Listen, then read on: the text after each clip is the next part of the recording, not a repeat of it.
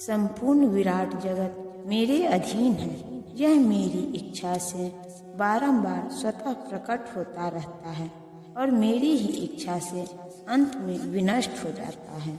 यह भौतिक जगत भगवान की अपराशक्ति की अभिव्यक्ति है।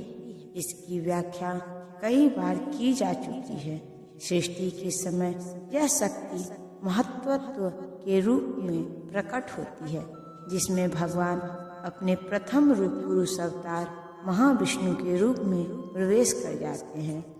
वे कारनां में शयन करते रहते हैं और अपने श्वास से असंख्य ब्रह्मांड निकालते हैं और इन ब्रह्मांडों में से हर एक में वे गर्भोदकशायी विष्णु के रूप में प्रवेश करते हैं। इस प्रकार प्रत्येक ब्रह्मांड की सृष्टि होती है। वे इससे भी आगे अपने आप को क्षीरोदकशायी विष्णु के रूप में प्रकट करते हैं और यह विष्णु प्रत्येक वस्तु में, यहाँ तक कि प्रत्येक अणु में प्रवेश कर जाते हैं। इसी तथ्य की व्याख्या यहाँ हुई है। भगवान प्रत्येक वस्तु में प्रवेश करते हैं। जहाँ तक जीवात्माओं का संबंध है, वे इस भौतिक प्रकृति में गर्भस्थ किए जाते हैं और वे अपने अपने पूर्व कर्मों के अनुसार विभिन्न योनियां ग्रहण करते हैं। इस प्रकार इस भौतिक जगत के कार्यकलाप प्रारंभ होते हैं। विभिन्न जीव योनियों के कार्यकलाप सृष्टि के समय से ही प्रारंभ हो जाते हैं। ऐसा नहीं है कि ये योनियां क्रमशः विकसित होती हैं। सारी की सारी योनियां ब्रह्मांड की सृष्टि के साथ ही उत्पन्न होती है। मनुष्य, पशु, पक्षी ये सभी एक साथ उत्पन्न होते हैं, क्योंकि पूर्व प्रलय के समय जीवों की जो जो इच्छाएं थी वे पुनः प्रकट होती है। इसका स्पष्ट संकेत अवसम शब्द से मिलता है कि जीवों को इस प्रक्रिया से कोई सरोकार नहीं रहता। पूर्व सृष्टि में वे जिस जिस अवस्था में थे, वे उस अवस्था में पुनः प्रकट हो जाते हैं और यह सब भगवान की इच्छा से ही संपन्न होता है। यही भगवान की अचिंत्य शक्ति है। विभिन्न योनियों को उत्पन्न करने के बाद भगवान का उनमें से कोई नाता नहीं रह जाता। यह सृष्टि विभिन्न जीवों की रुचियों को पूरा करने के उद्देश्य से की जाती है। अतः भगवान इसमें किसी तरह से बद्ध नहीं होते। हे धनंजय, ये सारे कर्म मुझे नहीं बांध पाते। मैं उदासीन की भांति इन सारे भौतिक कर्मों से सदैव विरक्त रहता हूँ। इस प्रसंग में यह नहीं सोच लेना चाहिए कि भगवान के पास कोई काम नहीं है। वे अपने वैकुंठ लोक में सदैव व्यस्त रहते हैं।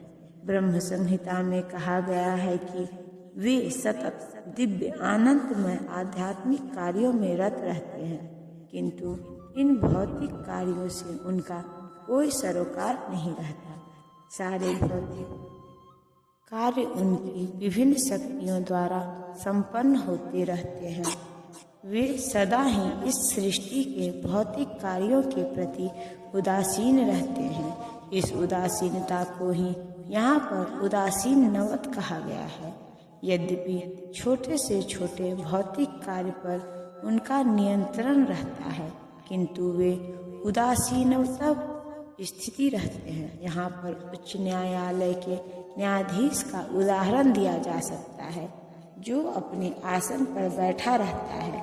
उसके आदेश से अनेक तरह की बातें घटती रहती है। किसी को फांसी दी जाती है, किसी को कारावास की सजा मिलती है, तो किसी को प्रचुर धन राशि मिलती है, तो भी वह उदासीन रहता है। उसे इस हानि लाभ से कुछ भी लेना देना नहीं रहता। इसी प्रकार भगवान भी सदैव उदासीन रहते हैं, यद्यपि प्रत्येक कार्य में उनका हाथ रहता है। वेदांत सूत्र में यह कहा गया है कि वे इस जगत के द्वंद्वों में स्थित नहीं हैं। वे इन द्वंद्वों से अतीत हैं। न ही इस जगत की सृष्टि तथा प्रलय में ही उनकी आसक्ति रहती है। सारे जीव अपने पूर्व कर्मों के अनुसार विभिन्न योनियां ग्रहण करते रहते हैं और भगवान इनमें कोई व्यवधान नहीं डालते। हे कुंती पुत्र, यह भौतिक प्रकृति मेरी शक्तियों में से एक है और मेरी अध्यक्षता में कार्य करती है, जिससे सारे चर तथा अचर प्राणी उत्पन्न होते हैं। इसके शासन में यह जगत बारंबार सृजित और विनिष्ट होता रहता है। यहाँ यह स्पष्ट कहा गया है कि यद्यपि परमेश्वर इस जगत के समस्त कार्यों से पृथक रहते हैं, किंतु इसके परम अध्यक्ष वही बने रहते हैं। परमेश्वर परम इच्छामय है और इस भौतिक जगत के आधार भूमि स्वरूप है, किंतु इसकी सभी व्यवस्था प्रकृति द्वारा की जाती है। भगवत गीता में भी कृष्ण यह कहते हैं, मैं विभिन्न योनियों और रूपों वाले जीवों का पिता हूँ।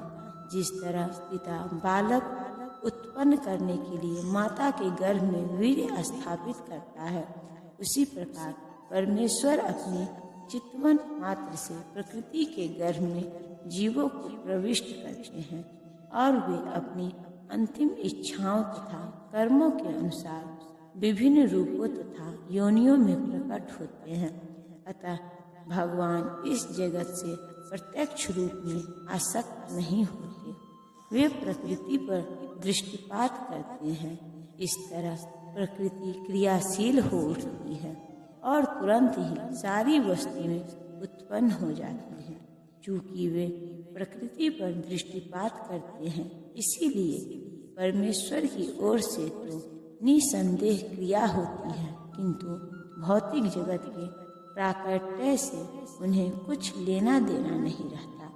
स्मृति में एक उदाहरण मिला है जो इस प्रकार है, जब किसी व्यक्ति के समक्ष फूल होता है तो उसे उसकी सुगंधी मिलती रहती है, किंतु फूल तथा सुगंधी एक दूसरे से विलग रहते हैं।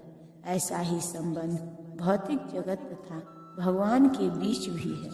वस्तुतः भगवान को इस जगत से कोई प्रयोजन नहीं रहता, किंतु वे ही इसे अपने दृष्टिपात से उत्पन्न तथा व्यवस्थित करते हैं। सारांश के रूप में हम कह सकते हैं कि परमेश्वर की अध्यक्षता के बिना प्रकृति कुछ भी नहीं कर सकती, तो भी भगवान समस्त कार्यों से पृथक रहते हैं। जब मैं मनुष्य रूप में अवतरित होता हूँ तो मूर्ख मेरा उपहास करते हैं, वे मुझे परमेश्वर के दिव्य स्वभाव को नहीं जानते। इस अध्याय के पूर्ववर्ती श्लोकों से यह स्पष्ट है कि यदि भगवान मनुष्य रूप में प्रकट होते हैं, किंतु वे सामान्य व्यक्ति नहीं होते। जो भगवान सारे विराट जगत का सृजन, पालन तथा संहार करता है हो, वह मनुष्य नहीं हो सकता। तो भी ऐसे अनेक मूर्ख जो कृष्ण को एक शक्तिशाली पुरुष के अतिरिक्त और कुछ नहीं मानते, वस्तुतः वे आदि परम पुरुष हैं। जैसा कि ब्रह्म संहिता में प्रमाण स्वरूप कहा गया है, ईश्वर परम कृष्ण, वे परम ईश्वर हैं। ईश्वर या नियंता अनेक हैं और वे एक दूसरे से बढ़कर प्रतीत होते हैं। भौतिक जगत में सामान्य प्रबंध कार्यों का कोई न कोई निर्देशक होता है, जिसके ऊपर एक सचिव होता है, फिर उसके ऊपर मंत्री तथा उससे भी ऊपर राष्ट्रपति होता है।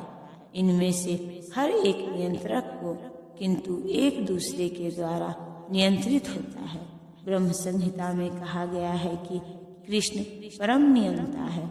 निसंदेह भौतिक जगत तथा वैकुंठ लोक में दोनों में ही कई कई निर्देशक होते हैं, किंतु कृष्ण परम नियंता है।